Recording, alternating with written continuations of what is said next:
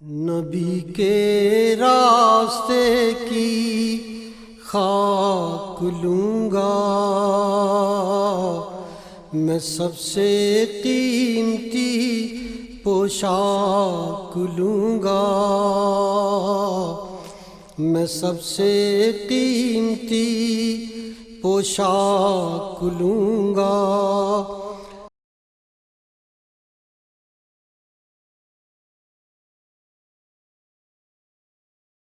الحمد للہ رب العالمین والعاقبۃ للمتقین الصالحین والصلاة والسلام علی اشرف الانبیاء والمرسلین وعلی آلہ الطاہرین الطیبین واصحابہ اجمعین، اما بعد فاعوذ باللہ من الشیطان الرجیم، بسم اللہ الرحمن الرحیم، وتبتل الیہ تبتیلا، صدق اللہ العظیم وبلغنا رسولہ النبی الکریم، ونحن علی ذلک من الشاہدین والشاکرین والحمد للہ رب العالمین۔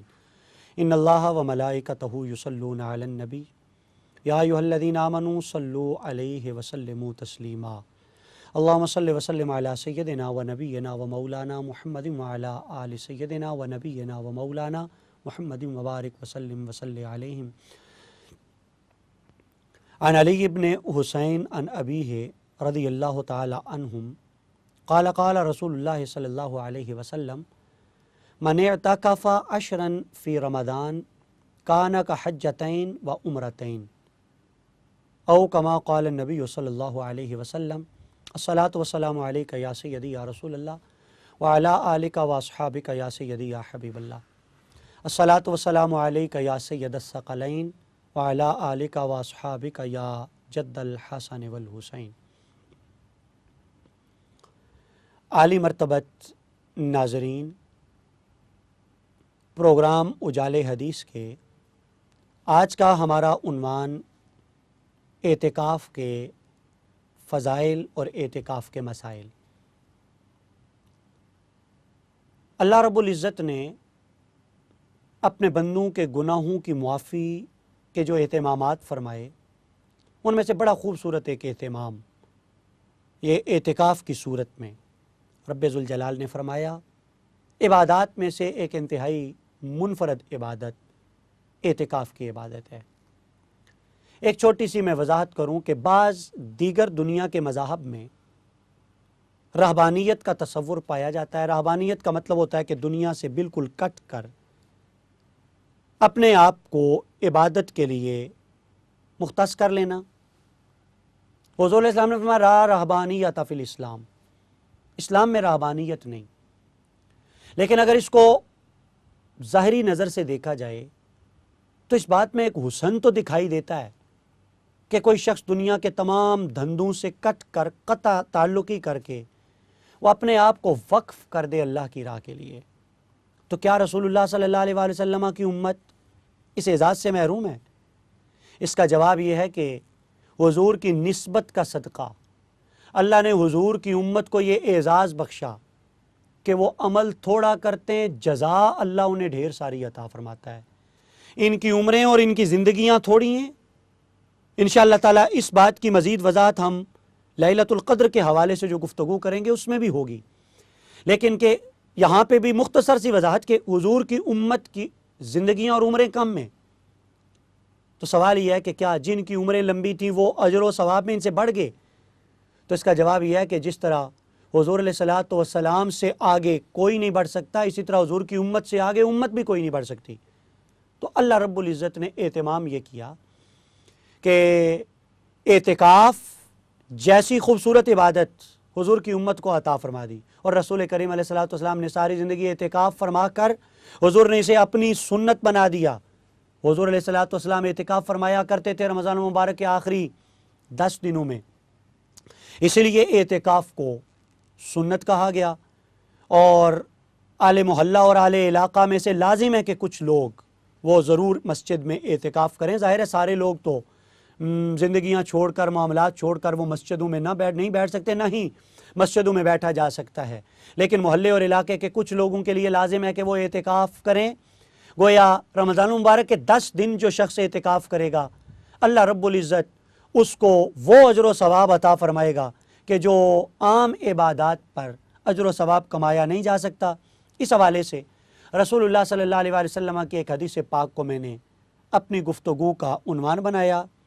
حضرت امام علی بن حسین یعنی کہ حضرت امام سیدنا زین العابدین اپنے بابا حضرت امام حسین پاک رضی اللہ تعالیٰ عنہ سے روایت کرتے ہیں۔ آپ ارشاد فرماتے ہیں کہ رسول کریم علیہ السلام نے ارشاد فرمایا، من اعتکف عشرا فی رمضان، جس نے رمضان المبارک میں 10 دن اعتکاف کیا، فرمایا کان کا حجتین و عمرتین، تو آپ نے ارشاد فرمایا کہ رسول کریم علیہ السلام کا فرمان ہے کہ اللہ اس کو 2 حج اور 2 عمروں کا ثواب عطا فرمائے گا۔ جس نے رمضان کے 10 دنوں کا اعتکاف کیا اس کو 2 حج اور 2 عمروں کا اعتکاف۔ حضرت انس رضی اللہ تعالیٰ عنہ کی ایک حدیث سنا کے میں ساتھ بات آگے بڑھا لوں۔ حضور علیہ السلام نے ارشاد فرمایا کہ 1 دن اور رات کا جو اعتکاف کرے، پچھلی حدیث میں 10 دنوں کا ذکر تھا، یہاں 1 دن اور رات کے برابر جو اعتکاف کرے اللہ اسے 300 شہیدوں کا ثواب عطا فرماتا ہے۔ اعتکاف اس قدر فضیلت والی یہ عبادت ہے۔ خالق کائنات نے بھی اعتکاف کی طرف بڑا خوبصورت ایک اشارہ کیا سورہ مزمل کی طرف، فرمایا وَتَبَتَّلْ إِلَيْهِ تَبْتِيلًا۔ تبتل کا مطلب ہوتا ہے سب سے کٹ کر کسی ایک جہت کی طرف لگ جانا، یک رخ ہو جانا، یک رو اور یک سو ہو جانا۔ اس لفظ کو سمجھانے کے لیے میں حضرت ملکہ کونین سیدہ فاطمہ الزہرا سلام اللہ علیہا کا ایک لقب بطور مثال یہاں پیش کروں گا۔ آپ کا ایک لقب ہے بطول۔ بطول یہ تبتل سے ہی ہے کہ وہ جو بالکل دنیا سے کٹ کے 4 دیواری کے اندر جو سمٹ سمٹا کے رہیں، جس کی جھلک کبھی کسی نے نہ دیکھی ہو، اس کو بطول کہا جاتا ہے۔ تو گویا دنیا والوں سے کٹ کر اللہ کی دہلیز پہ آ جانے کا نام اعتکاف ہے۔ اعتکاف کا لغوی معنی ہی منع کرنا اور کسی چیز کو کسی چیز پر روکنا، اس کا ایک معنی گردا گرد چکر لگانا اور لازم کرنا، اور اس کا ایک معنی مکان میں کسی چیز کو بند کر دینا۔ عربی زبان میں شار معکوف، عین کاف اور فا کا مادہ جو اعتکاف کا مادہ ہے، شار معکوف، یہ ان بالوں کو کہتے ہیں کہ جو کنگھی کرنے کے بعد جو چوٹی کی جاتی ہے بلندی پر، اس کو عربی زبان میں شعر معکوف کہا جاتا ہے۔ چونکہ وہ سر کا بلند ترین حصہ ہوتا ہے، اس اعتبار سے اس کو معکوف کہتے ہیں۔ تو گویا عبادات میں سے بھی اجر و ثواب کے اعتبار سے جو بلند ترین عبادت ہے، شریعت مطہرہ میں اس عبادت کو اعتکاف سے تعبیر کیا جاتا ہے۔ حضرت عطا خراسانی علیہ رحمہ آپ فرمایا کرتے تھے کہ معتکف یعنی اعتکاف کرنے والے کی مثال اس شخص کی سی ہے جو اللہ کی دہلیز پہ آ پڑا ہو، اس نے اپنے آپ کو رب کے دروازے پر گرا دیا ہو اور وہ کہہ رہا ہو کہ اللہ میں تیرا دروازہ اس وقت تک نہیں چھوڑوں گا، میں تیری دہلیز سے اس وقت تک نہیں ہٹوں گا جب تک تو میرے گناہوں کو معاف نہیں فرما دیتا، جب تک تو میری مغفرت نہیں فرما دیتا۔ کسی نے کیا خوبصورت نقشہ اعتکاف کرنے والوں کے بارے میں کھینچا تھا، کہا تھا ہم سے فقیر بھی اب پھیری کو اٹھتے ہوں گے، اب تو غنی کے در پر بستر جما دیے ہیں، اب تو غنی کے در پر بستر جما دیے ہیں۔ گویا رسول اللہ صلی اللہ علیہ وآلہ وسلم کی یہ وہ عظیم تر سنت ہے کہ جو سنت بندے کو دنیا سے کاٹ کر رب کے دروازے پر لا ڈالتی ہے اور رب کی دہلیز پر لا ڈالتی ہے۔ میں نے آغاز میں عرض کیا کہ اعتکاف کرنا حضور علیہ السلام کی ساری زندگی کا معمول مبارک تھا، اس لیے اس کو سنت موقدہ علل کفایہ کہا گیا، چونکہ رسول اللہ صلی اللہ علیہ وآلہ وسلم نے اس کا حکم نہیں دیا تھا۔ میں ایک بات اور بھی عرض کر دوں کہ اعتکاف،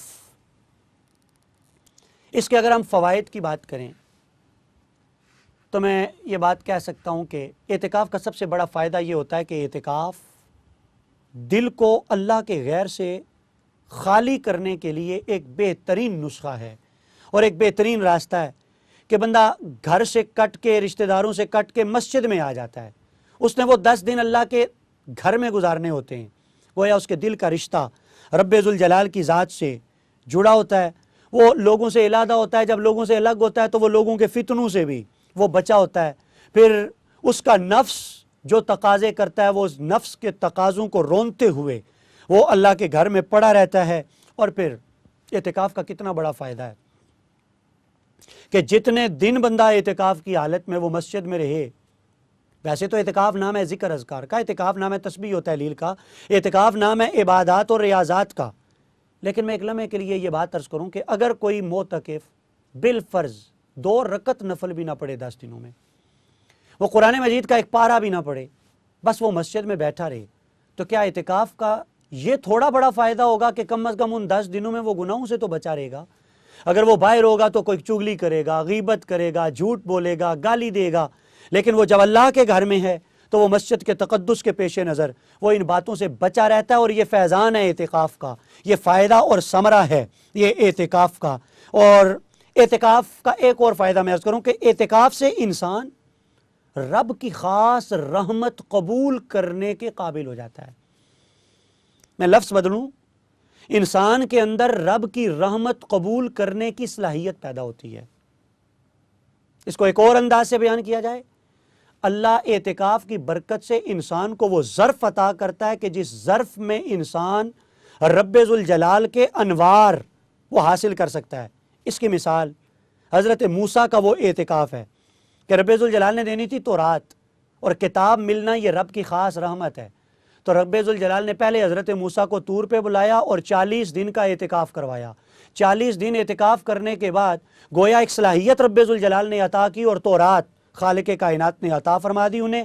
تو گویا جس وقت بندہ دنیا سے الگ تھلگ ہو کر وہ اعتکاف کی حالت میں اللہ کے گھر میں بیٹھتا ہے تو نتیجہ یہ نکلتا ہے کہ اللہ تعالیٰ اس کو بھی ایک خاص روحانی طاقت، ایک خاص روحانی صلاحیت اور ایک خاص روحانیت اللہ تعالیٰ اس کو عطا فرما دیتا ہے۔ یہ اعتکاف کے فوائد ہیں جن فوائد کے پیش نظر رسول کریم علیہ تحیۃ و ثنا نے اعتکاف کو اپنی سنت بنا دیا۔ 8واں فائدہ یا 7واں فائدہ اگر میں عرض کروں تو اعتکاف کا ایک فائدہ یہ بھی، حضور نے فرمایا المسلم من سالم المسلمون من لسانی و یدی، مسلمان وہ ہے کہ جس کے ہاتھ اور زبان سے دوسرے مسلمان محفوظ رہیں۔ عام دنوں میں بندہ یہ مشکل گھاٹی عبور کر سکے یا نہ کر سکے، جب اعتکاف میں بیٹھا ہوتا ہے تو اللہ اس کو یہ اعزاز بھی عطا کر دیتا ہے کہ کم از کم اس کے وجود سے دوسرے لوگ وہ محفوظ ہوتے ہیں شر سے، اور دوسرے لوگ ایذا رسانی سے وہ کم از کم محفوظ ہوتے ہیں۔ داتا صاحب علیہ رحمہ نے، سیدی علی حجویری علیہ رحمہ نے کشف المعجوب کے اندر ایک بڑی خوبصورت ایک آیت لکھی اعتکاف کی روح کو بیان کرنے کے لیے۔ یہ بھی بڑی زبردست یہ ایک آیت ہے کہ جو بندہ رب کی دہلیز پہ آ جاتا ہے یہ ممکن ہی نہیں کہ رب اس کو خالی چھوڑے۔ حضرت داتا صاحب علیہ رحمہ فرماتے ہیں کہ سال بن عبداللہ تستری، آپ کو اللہ تعالیٰ نے ایک بیٹا اور فرزند بچپن میں عطا کیا، تو ظاہر ہے اس زمانے کی مائیں بھی وہ پڑھی لکھی مائیں تھیں، بچوں کی تربیت کرنے کا ڈھنگ اور سلیقہ رکھنے والی تھیں۔ وہ بچہ جب بھی ماں سے کچھ مانگتا تو ماں آگے سے کہتی بیٹا اپنے خدا سے مانگ۔